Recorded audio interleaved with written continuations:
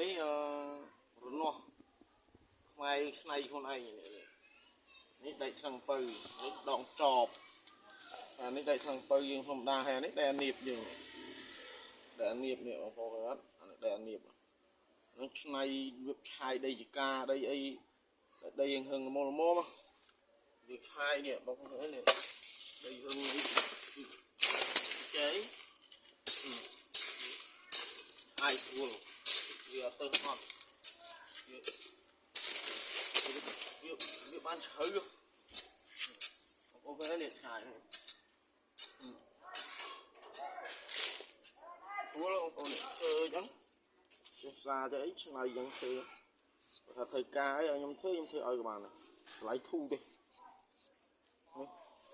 តែយើងធម្មតានេះស្រួលកាប់ជាងចប